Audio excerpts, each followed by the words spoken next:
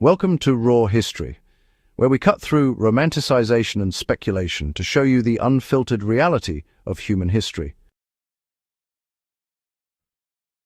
In 1903, Austrian chemist Carl Auer von Welsbach won a patent for a fire striker composition named Ferrocerium.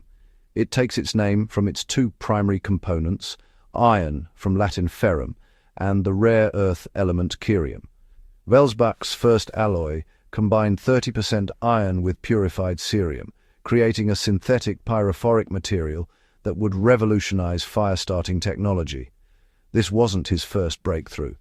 In 1885, Welsbach separated the element didymium into praseodymium and neodymium, achievements that established his reputation in rare earth chemistry. His ferrocerium invention, however, would prove to have lasting practical impact for over a century. What made Welsbach's discovery remarkable was the material's pyrophoric nature, meaning it ignites spontaneously when exposed to friction.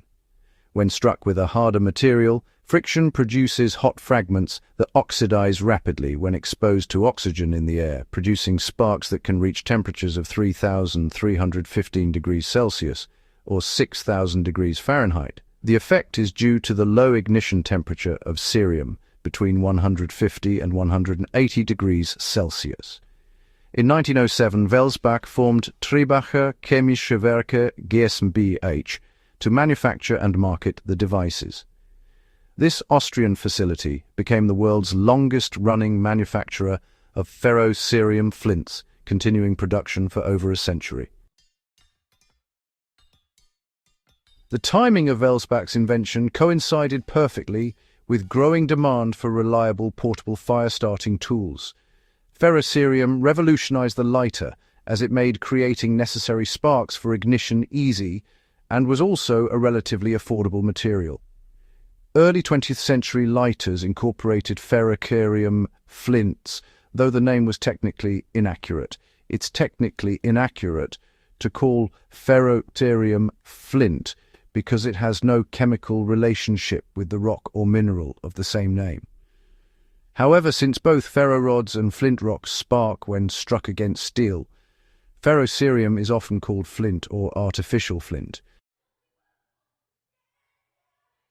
American inventor George G. Blaisdell founded Zippo Manufacturing Company in 1932 and produced the first Zippo lighter in early 1933, being inspired by an Austrian cigarette lighter of similar design. The Zippo's internal mechanism relied entirely on Welsbach's ferrocerium technology. Inside the case are the works of the lighter, including a hollow interior box that encloses 5 rayon balls which absorb lighter fluid, and a tube that holds a short cylindrical flint kept in constant contact with the exterior flint wheel by an interior spring. Spinning this rough-surfaced wheel against flint results in a spark that ignites the fluid in the wick. That flint was Welsbach's ferrocerium alloy. World War II transformed the Zippo from civilian product to military essential. Upon America's entry into the war in 1941, Zippo ceased production of lighters for consumer markets and dedicated all production to the United States military.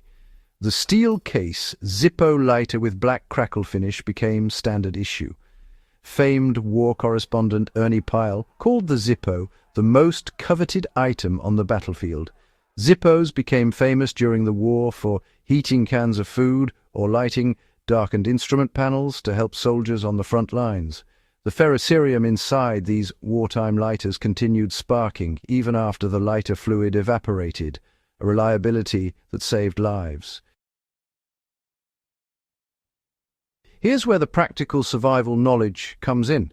Any material harder than ferrocerium can serve as a striker, and this includes common razor blades. Any material that is harder than the rod itself may be used to produce sparks. Though the striker must have a sharp corner, sharp edge, or a knurled surface to produce sparks, carbon steel is not required. The idea that carbon steel is needed to produce sparks from a ferrocerium rod is an oft-repeated myth. Whatever you use as a striker, its effectiveness at generating sparks is based on it having a rigid, well-defined edge. The striker does not even need to be made of metal. It can be flint, obsidian, or even a bit of broken glass. It simply needs to have a rigid, well-defined edge, capable of causing tiny bits of your ferrocerium rod to break away when pressed along its side. Razor blades work exceptionally well because they meet all these requirements. They're harder than ferrocerium. They have sharp edges, and they're small enough to fit in any survival kit. A good striker will have a sharp 90-degree edge to maximize efficiency.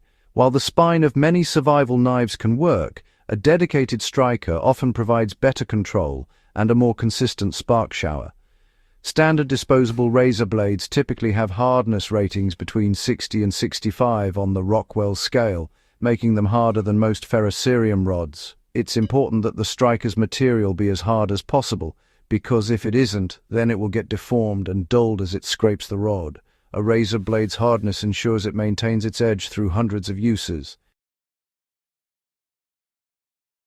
Modern survivalists and outdoor enthusiasts face a choice between carrying traditional lighters or ferrocerium rods. The comparison reveals why ferro rods often prove superior in challenging conditions. For long-term survival, rugged environments, or prepping for disaster scenarios, the ferro rod wins on reliability. It performs in the rain, wind, and cold, and doesn't rely on fuel. Ferrocerium rods work in pretty much all environments. Whether it is plus 40 degrees Celsius or minus 40 degrees Celsius, windy or wet, a ferro rod can produce hot sparks to start a fire. Lighters face multiple failure points. In wet conditions, Bic lighters can fail. Even wet hands can turn them into a useless hunk of plastic, which is honestly a major downfall in the rain.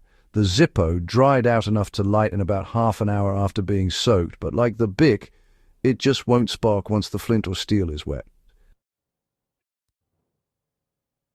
Temperature extremes present additional challenges for fuel-based lighters. Lighters can struggle to work in very cold temperatures because the fuel inside them can freeze or even evaporate. A ferro rod isn't affected by cold weather at all. It will produce sparks no matter how chilly it gets. Similarly, in extremely hot conditions, the fuel in lighters can evaporate quickly, leaving them, well, pretty much useless. Ferro rods have no such limitations because they contain no liquid fuel that can freeze, evaporate, or leak. Wind resistance also favors ferro rods. While a lighter's flame can easily be blown out by the wind, the sparks from a ferro rod are not affected by the wind at all. The ferro rod's advantage lies in its simplicity. No moving parts to break, no fuel to run out, and no mechanisms to jam in cold weather. Ferrocerium rods have a long lifespan and can last for thousands of uses when properly maintained. They don't have an expiry date, making them suitable for long-term use and survival situations. So, understanding how to properly use a ferro rod with a razor blade or another striker is honestly just critical. The key here is to use a hard, sharp-edged object to scrape quickly along the ferro rod's surface. This friction, well, it generates intense heat that's actually sufficient to shave off tiny, superheated particles of the rod's material. These tiny shavings, they instantly oxidize and ignite as soon as they hit the air. You want to hold the ferro rod close to your tinder, ideally within an inch or maybe 2 to 3 centimeters. Then press the sharp edge of the striker against the rod at about a 45-degree angle. Apply firm pressure and in a single smooth and rapid motion, pull the rod back while pushing the striker down its length. This technique, it does require a bit of practice, but it offers advantages that lighters just can't match.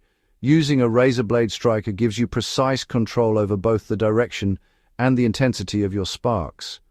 Multiple strikes will produce cumulative heat right in the tinder, and you won't be consuming any fuel. If your first attempt fails, you can immediately try again. No need to wait for a lighter to dry out or warm up. This kind of redundancy, honestly, becomes absolutely critical in survival situations where conditions are less than ideal.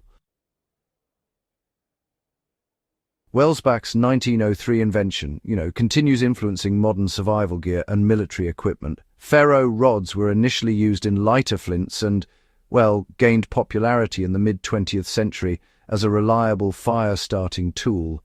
They became common in military survival kits and were later adopted by bushcrafters and outdoor enthusiasts for their ability to ignite fires in harsh conditions. Modern ferrocerium rods, though, differ slightly from Welsbach's original formulation. A modern ferrocerium fire steel is composed of an alloy of mish metal containing approximately 20.8% iron, 41.8% cerium, about 4.4% lanthanum, and other trace lanthanides. The reliability that made ferrocerium valuable in 1903 remains relevant today. Every disposable lighter contains a tiny piece of Welsbach's invention. Every survival kit worth carrying includes a ferrocerium rod. The principle remains unchanged: create friction, generate sparks, start fire. What Welsbach discovered in his laboratory over 120 years ago continues saving lives in wilderness emergencies, powering camping trips, and enabling self-reliance in situations where modern conveniences fail. The pairing of ferrocerium rods with simple strikers like razor blades demonstrates that sometimes the best survival tools combine cutting-edge science with accessible materials. You don't need expensive, specialized equipment to harness Welsbach's innovation. A ferrocerium rod from any outdoor retailer and a single-edge razor blade from any hardware store create a fire-starting system that works in conditions that defeat expensive butane lighters. This accessibility, combined with scientific reliability, explains why a 1903 Austrian invention remains the gold standard for survival fire starting in 2026. If this exploration of ferrocerium history and survival applications has expanded your understanding of fire-starting technology, subscribe to Raw History. We're committed to presenting evidence-based historical research that connects past innovations to present-day applications. Share this video with anyone interested in survival skills, outdoor preparedness, or the fascinating ways 19th and 20th century chemistry continues shaping modern life.